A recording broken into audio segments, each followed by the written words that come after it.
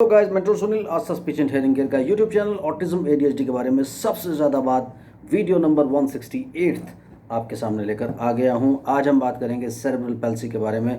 हमने कल बात किया था लो टोन, लो मसल टोन और हाई मसल टोन, हाइपोटोनिया और हाइपोटोनिया के बारे में।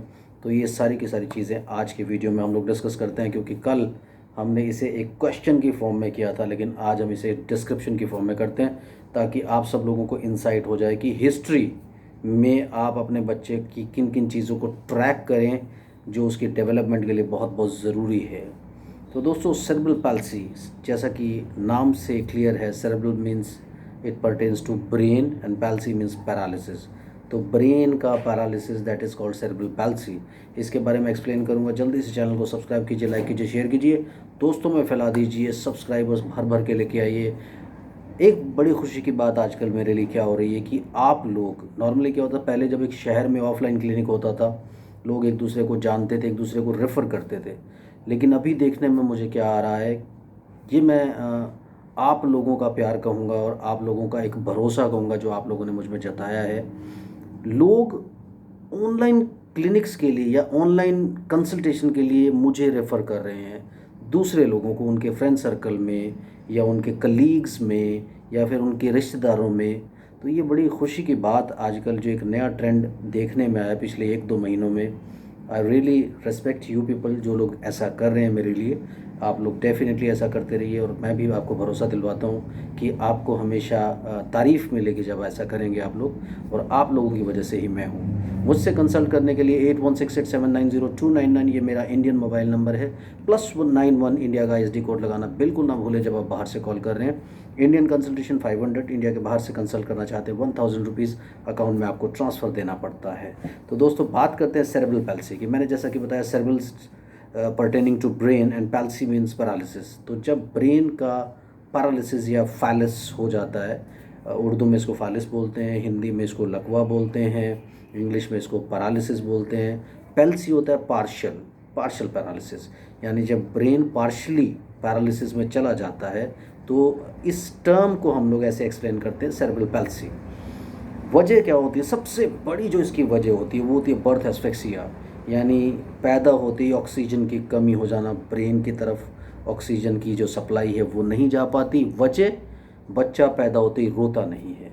तो आप अपने पेडियाट्रिशियन से, अपने गायनेकोलॉजिस्ट से ज़रूर ये हिस्ट्री में इंफॉर्मेशन ले लीजिए कि जब बच्चा पैदा हुआ तो क्या वो फ़ौरन रोया था। 5 सेकंड, 10 सेकंड, आधा मिनट, 1 मिनट, 2 मिनट का डिले, 5 मिनट का डिले, दैट मीन्स आप ये समझो कि अगर मैं आपका गला घोंट के रखूं और उसे 5 second, 10 second, 20 second, 1 minute, 2 minute के लिए दबा के रखूं, तो कितना बड़ा लॉस आपके लिए होगा। ये बिल्कुल वैसी सिचुएशन होती है, किसी से आपने वेंटिलेटर हटा दिया।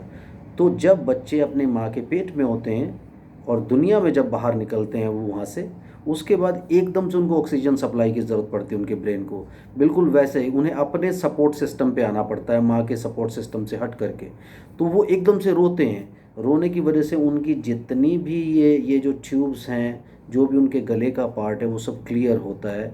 और रोने से क्या होता है कि उनके लंग्स बिल्कुल एकदम से क्लियर हो जाते हैं, फ्लूइड बाहर की तरफ निकल आता है और वो एकदम से सांस लेना शुरू करते हैं। यानी अपने ब्रीदिंग सपोर्ट पर वो आ जाते हैं, अपने रेस्पिरेटरी सपोर्ट पर वो आ जाते हैं। लेकिन अगर वो पैदा होते ही रोए नहीं, तो सपोर्ट सिस्टम ऐसे ही होता है जैसे आप किसी का वेंटिलेटर हटा दें और फिर इंतज़ार करें। कितना बड़ा नुकसान उसके लिए होगा, कितनी देर के लिए वो सर्वाइव कर सकता है। तो ये प्रॉब्लम्स होती हैं, इसलिए पैदा होते बच्चा रोया था या नहीं रोया था, इस पर आप ध्यान रखिए। तो अगर ये चीज़ें क्लियर हैं, क्योंकि सबसे बड़ा और प्राइम रीज़न बर्थ एस्फिक्सिया ही होता है आपके बच्चे की जो प्रॉब्लम सेरेब्रल पैल्सी बनती है। उसके बाद पैदा होने के कुछ अरसे बाद, 2 दिन, 3 दिन, 4 दिन के बाद उसे सीवियर जॉन्डिस हो गया। एक होता है नॉर्मल जॉन्डिस होना, फिजियोलॉजिकल जॉन्डिस। आजकल मदर्स की फोलिक एसिड और आयरन की टैबलेट्स चलती हैं, तो ऑलमोस्ट सभी बच्चों को थोड़ा सा जॉन्डिस होता है। लेकिन कुछ ऐसे चीज़ें होती हैं जिसमें ब्लड ट्रांसफॉर्मेशन की ज़रूरत पड़ती है आपको।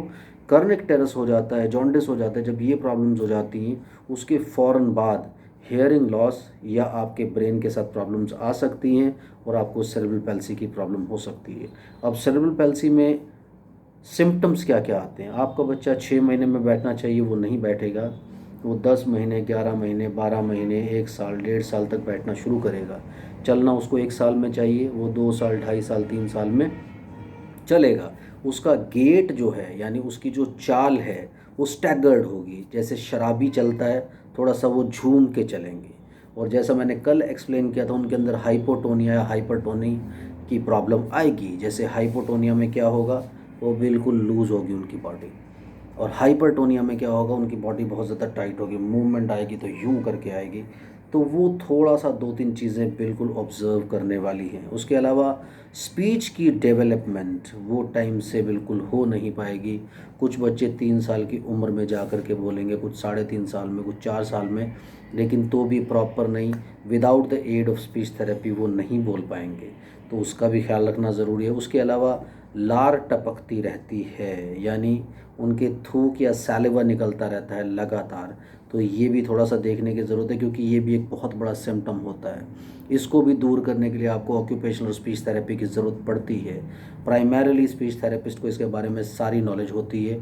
तो आप अगर स्पीच थेरेपिस्ट को दिखाएंगे स्पीच के एंगल से, तो ये भी जो लार टपकने वाली मैंने बात कही, इसमें उनका ओरल ब्रेथ प्रेशर नॉर्मल नहीं होता, जिसकी वजह से लार आपके मुंह में बनती है, मेरे मुंह में बनती है, सबके मुंह में बनती है, बट वी कंट्रोल इट।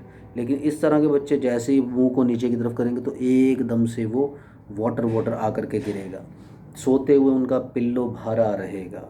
तो ये सारे के सारे सिम्टम्स आपको देखने में मिलते हैं। उसके अलावा जब ये बच्चे भागते हैं, इनिशियली जब चलना शुरू करते हैं, तो थोड़ा सा जब ये बच्चे भागने की कोशिश करते हैं तो जल्दी से गिर जाते हैं, इनका ग्रिप नॉर्मल नहीं बनता। उसके अलावा हैंड आई कोऑर्डिनेशन बहुत ज़्यादा डिस्टर्ब होती है, ग्रिप नहीं बनता है लिखने के लिए अगर वो चलना भी शुरू हो जाए। फिर कोई ना कोई ऑर्गन्स जो है उनमें पावर कम होती है, या उनमें पार्शियल पैल्सी होती है, पैरालिसिस होती है। जैसे आप लेफ़्ट साइड में समझ लीजिए, लेफ़्ट हैंड और लेफ़्ट लेग के अंदर कुछ पावर कम है, कुछ बच्चों में राइट हैंड और राइट लेग में पावर कम हो, कुछ बच्चों में ओवरऑल पूरा बॉडी में पावर कम होगी। अपने नेक को भी वो संभालेंगे नहीं, थोड़ा यूं करके मूव करेंगे। मैं किसी की नकल नहीं उतार रहा हूँ, मैं जस्ट आपको डेमोन्स्ट्रेट कर रहा हूँ। Please forgive me, I apologise अगर किसी को इसमें बुरा लगता है तो। दूसरी बात, कुछ बच्चों में चारों ऑर्गन्स यानी दोनों हाथ और दोनों पैर में ये प्रॉब्लम आ सकती है। फिर कुछ बच्चे इतना ज़्यादा सीवियरली इम्पेयर्ड होते हैं कि वो माइलस्टोन्स कभी अचीव ही नहीं कर पाते, और वो जितनी उनकी लाइफ होती है लाइफ लॉन्ग वो बेड रिडन रहते हैं। उनको आप बेसिक अपनी ज़रूरतों के लिए भी ट्रेन नहीं कर सकते। पढ़ने लिखने में ऐसे बच्चों को कोई प्रॉब्लम नहीं होती, अगर आप उनको कंटिन्यूसली फिजियोथेरेपी और स्पीच थेरेपी पे रखते हैं। तो ये मेरा दावा है कि ज़्यादातर बच्चे 80 to 90% बच्चे नॉर्मली डेवलप करते हैं, आगे जा कर के सेल्फ डिपेंडेंट होते हैं। इवन कुछ बच्चे कार भी चलाते हैं और अच्छी अच्छी बड़ी बड़ी डिग्रीज़ भी करते हैं, कुछ डॉक्टर्स बनते हैं, कुछ इंजीनियर बनते हैं, एडवोकेट बनते हैं, सीईओ बनते हैं। तो ये सारे के सारे बच्चे आगे जाके प्रोग्रेस करते हैं। तो थोड़ा सा ये सब चीज़ें आप ज़रूर देखिए। अगर सेरेब्रल पाल्सी को लेकर के आपके कुछ और भी क्वेश्चंस हैं, मुझे आप कांटेक्ट कीजिए। मैंने अपना मोबाइल नंबर ऑलरेडी बता दिया है। आज के लिए इतना ही, बाय बाय।